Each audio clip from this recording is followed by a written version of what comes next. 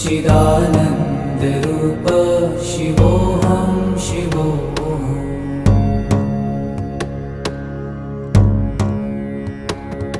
न च प्राणसंज्ञो न वै पञ्चवायु,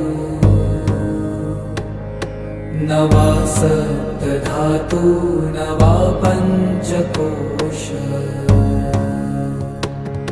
न वा पाणिपादं न चोपस्थपायु।